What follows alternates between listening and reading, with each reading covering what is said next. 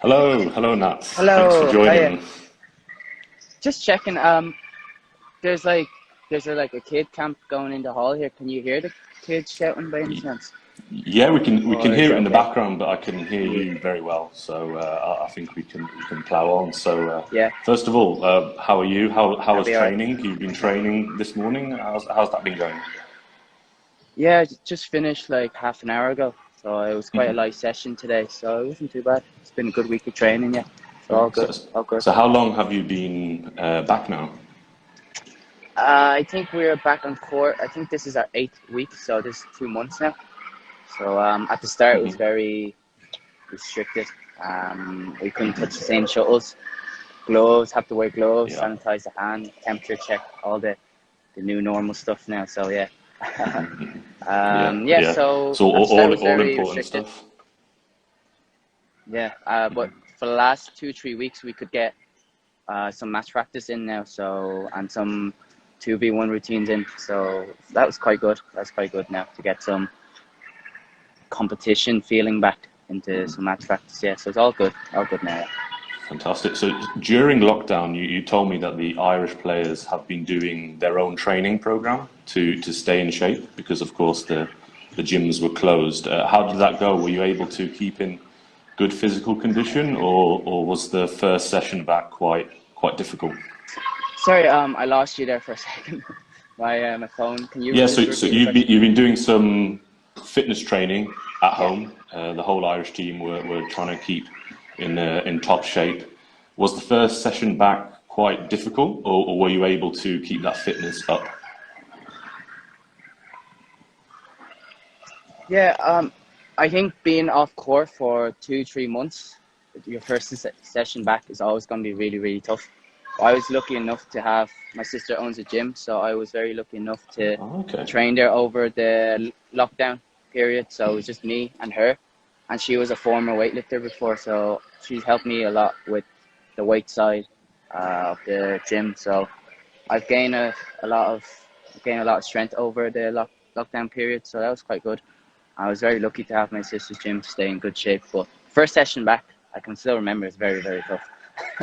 Just you're just not moving like the same as your footwork. So yeah, Yeah, yeah. So hopefully things will get much easier as you continue your block of training. But yeah, tell me, Nat, Nacho Cheese. That's your Instagram name. It's very yeah, catchy. It's very memorable. So how did yeah. you come up with that one? I think first second when I was like 9 or 10, my friends in school, we just thought it was funny. We make up nicknames for each other. So nacho cheese, that's what they give me. So that's what I stuck with ever since. So yeah, Yeah, it's quite yeah, it's catchy. Yeah. absolutely. So starting from the beginning, I think many fans know that you came from Vietnam to Ireland when you were 6 years of age. Yeah. But what I find intriguing is how you started badminton. Your dad was a keen local club player, and you joined along the sessions with him. That's actually quite a common thing that I hear from a lot of players that I've spoken to. But what makes you unique is that you hated badminton at the beginning. So why was that? Can you tell us a little bit more? Yeah, I think as a kid, I think I was quite lazy to be honest. So I didn't really like running around, didn't really like exercises. But once I start playing badminton, you just realize it can be a very mental and tactical game. So that's what I kind of like about it. So that's why I started liking about it. And it's a very skillful game as well. So if you can be in control and be skillful, you don't have to run around as much. So yeah, Yeah, yeah, yeah, yeah. that's the reason why I didn't like badminton to start. It was just I thought it was too demanding to run around the court. Yeah. So was there a moment that you told your dad like you don't think this is for me and didn't want to go and was there a moment that sort of Yeah, spurred you on to stick with it? yeah. I think at the start, I didn't really like going with my dad in the club, but I just went because I was bored, and you just follow your dad somewhere like wherever he goes when you're young. So as I just Yeah. kept playing, then I started beating other kids. I was like, oh, that was a good feeling, and then I started keep winning. So And yeah, that's how it started. Once I started to win at a young age. So yeah. Brilliant stuff, and the winning continued. But sort of being Irish, were there any traditional Irish sports that you played at school? So Gaelic football, hurling, rugby is a massive sport. Did you play that at school, and did you give that a go? Yeah, I think in school, around age 12 to 16, I tried literally every sport, well, just to get out of class. That's the main reason I tried. Sorry, did I lose you there for a second? No, I've still got you. Still got you. Yeah, so in school I tried out every sport, Gaelic, rugby, basketball. But the main reason was just to get out of class, but I wasn't very good at all of them in school, so I stuck to badminton. Yeah. So, speaking of other sports, you've already mentioned your sister represented Ireland in weightlifting, and she has her own gym. So you've been training that. Did you try weightlifting professionally? Did she try and get you into weightlifting, and vice versa? Did she try a bit of badminton? My sister tried badminton, but she didn't really like it as well. Weightlifting, I only started weightlifting like 2-3 years ago, just to improve some of my power on court, to transfer my power in the weights onto court. Well, I never really took it seriously, but weightlifting was never really for me. So I just do it who would win? to help my court. Yeah, who would win in an arm wrestle between yourself and your sister? I'd like to think that I can win.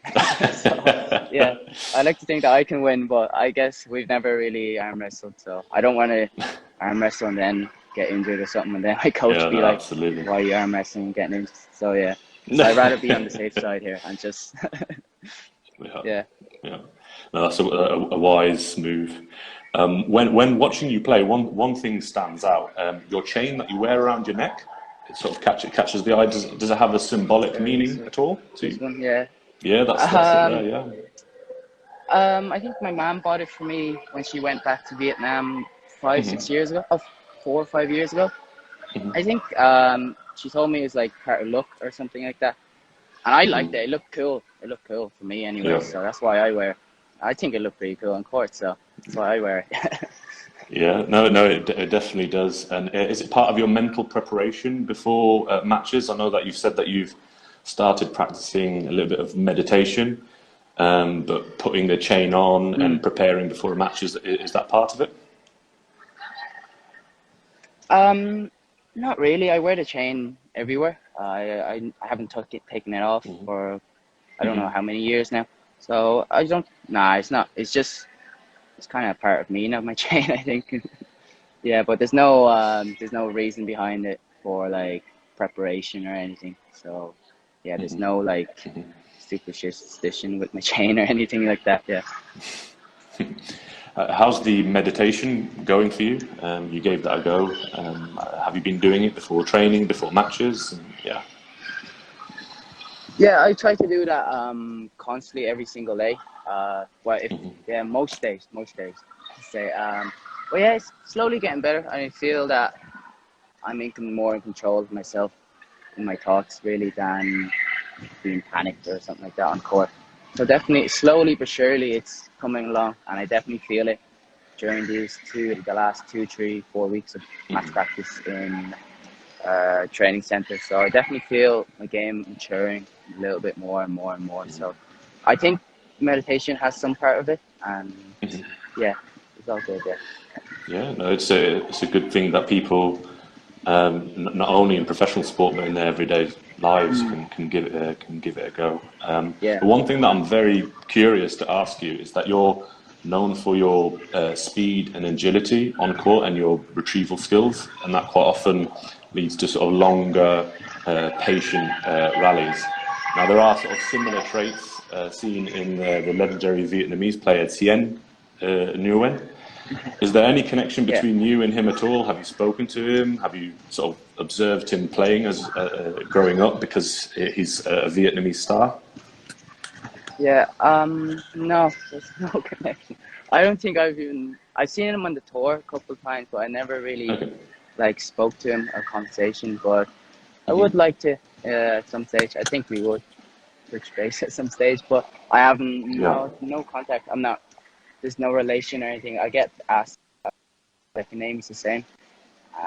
But I think in Vietnam, 80-90% of people Hmm. have the same second name. So yeah, there's Sure, no sure, relation there sure, yet. But absolutely. I'd like to speak to him in the future.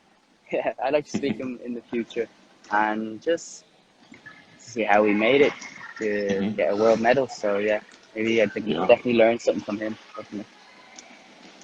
Absolutely, and a lot of players that I've spoken to, they really do not want to get Tien Nguyen in the first round because of his rallying style. It's quite distinctive.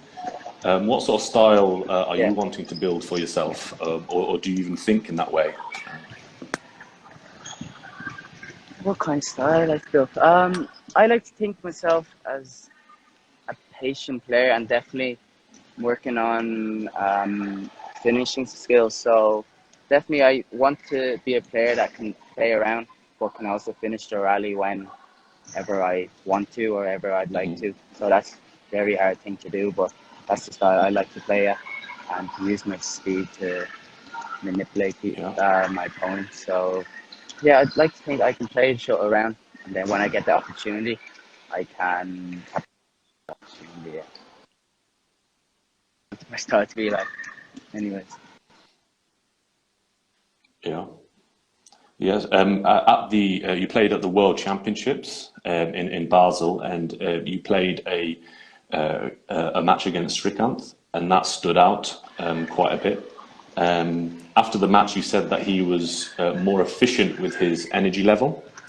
When we were writing the article, you told me because you won the first game and you were playing well in the second game, then there was a turning point. What do you Mm. mean by he was more efficient with his energy level? Is it to do with his movement, his shot selection, or perhaps he times sort of going up in the gears a little bit better? Yeah, I think he was. Think about it. I came back from a really. I was down in the first a lot, and I came back and used a lot of energy to come back and win the first Yeah. set. And then the second set, it was. I just felt a little bit gassy at the start, at the first few rallies, and I wasn't. And I just kept hitting hard, hard, hard, speed, speed, speed. Just because I was a little bit nervous myself. I was like, oh my god, I'm winning first set, right? I have a chance here. So Hmm. that was, I wasn't really thinking there, and I was just hitting really. So that's wasted a lot of energy. And towards the end of the second set, I didn't feel, even though I think I maybe was leading by a point or two, and he just ran away with it. I think I didn't have enough in the tank to keep the the speed in my game and the tempo in my shots up. And he was very, very comfortable at that speed I was playing at. So yeah, I think that was it. Brilliant stuff. You've said in the past that your life is about 90% badminton, Mm. but you also have said that after you finish school, you think it's time to go abroad, make a bit of money, and do a bit of living. So you've finished school now, Yeah. am I right in saying? So first Yes. of all, I. congratulations for finishing your leaving cert. So yeah, so how's your life changed since then? I say it hasn't changed that much. I just travel a lot more. Hmm. Uh, professional now, so I'm training every single day. So it hasn't changed that much. I'm living the life that I always wanted. As a kid, I always want to be a professional badminton player. Just train every single day, travel the world, go and compete, and just show my level when I go away. So that's what I always want to do when I was a kid. Loving it really still. So yeah, it's all Amazing, good now. amazing. So Yeah. I'm living the dream. So there's no complaints. Walking to train every day, excited, wanting to be competitive and train to learn new things. So yeah, it's all good. All good. Good. Yeah. Fantastic. Yeah. In the past, you've done some training over in Indonesia with your old coach, Ulansia. Yes. Will you be doing a little bit more of that? And can you explain what the main differences are between training in Indonesia and you're doing some great stuff with John Quinn in Ireland? But what are the key differences for you? Yeah, I think the difference between like Asian slash Indonesian compared to Europe is the routines are a lot longer. So I think with Aaron, he likes his routine 10, 15, 20 minutes. And then you Oh would wow. have my my former coach, John Quinn, and my coach now, Dan McGee. The routines would be more 1, 2, 3 minutes, 4, 5 minutes, and then it's rest. Then you go again, rest and go again. But with Air One, it was just, I guess it was Asian training 10, 15 minutes. So I think it's different ways, different approach to the game, but it's still the same really. Yeah. If you're if you have a goal, a set goal in your head, what you want to get out of training, you get out of it. So I think it's just another way to train. So I think both Yeah. ways. It depends also on the person, but both ways of training, uh, quality over quantity or something. It can work for different players. So I think, yeah, yeah. Have you been able to spar with any of the Indonesian players or the many international players that also go to Indonesia when you're over Yeah, there? yeah. When I was over in Indonesia, I was in a club also, and I got to spar with some. I think I was over there when I was quite young, 16, 17. I got to spar with some young, up and coming Indonesians under 19s players as well. So going over to Indonesia was definitely a really good, valuable experience for me because it was it's just a learning curve and just learning different styles. So definitely it was really good traveling over to Indonesia. Yeah. Fantastic. You're not the first Irishman to stand out in the men's singles on the world Mm. stage. Of course, we had Scott Evans, who reached a career high of 23 in the world. He found his base quite early in Denmark, and he's involved in some coaching over here. Have you kept in contact with him? Has he been sharing advice throughout your career? At the end of the day, he is a three-time Olympian. Yeah. Actually, Scott is a head coach of a club in Denmark now, I think Sorod, and I just signed up for a club in Sorod. So I think Ah, fantastic. for the last month we have a lot of contacts. But before that, I think it was tough for me because I think when Scott was in Ireland and whenever I was, and I had school, so it was a lot. I was never there when Scott was there, so it was very hard. But I think at competition he gave me a lot of good advices and how to train and all that. So it was all good, especially in the team events. He was all motivated, definitely all motivated for the team event. Yeah. Brilliant stuff. And just to finish off, we'll go with a change of pace, much like yourself at the business end of matches. A few quick fire questions. So we'll go straight into them. So, what was your favourite subject at school? Oh, PE. PE. PE. I guess were you the best? I was quite fit because I was playing badminton, but I wouldn't say yeah I was fit, but I wouldn't be say I was the strongest or anything. Yeah. Best holiday destination? Oh, oh, I like Venice. Venice. Venice. Venice. Yeah, Yeah. Oh, beautiful place. yeah. Right. You're in the Olympic final. Who would you rather play in their prime, Lin Dan or Lee Chung Wei? Yundan. Lin Dan. What are you watching on Netflix at the moment? Celebrity go dating. I ran out of things to watch, so yeah, it's just celebrity go dating. Amazing. What is your favourite breakfast combination? There's a thing called Irish breakfast. Did you heard of it? Yeah, the Oh, Irish yes, breakfast. yes, yeah, yeah. Bacon, sausage, bread, butter, tomatoes, Yeah, everything. yeah. Yeah, literally everything. Yeah. I mean, the Irish breakfast is very much like the English breakfast, but Yeah, more food. yeah, more food. Yeah. Hardest opponent you have played? Oh, say Strickland. Yeah, yeah, Strickland, yeah. Strickland. Irish stew or faux noodles? For noodles. Good choice. Favorite match victory? I can say I beat my coach in 2v1 yesterday. Yeah, that was a good victory.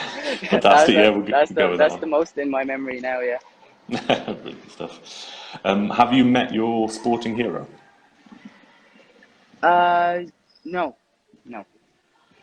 So who's your sporting hero? I've seen like Kento Momota, but I've seen him around, but I've never sat down, met him, and talked to him before. Sure. So yeah. The number one tournament you would like to play? Olympics. Do you remember your first tournament final, and how nervous were you on a scale of 1 to 10? 8 to 9.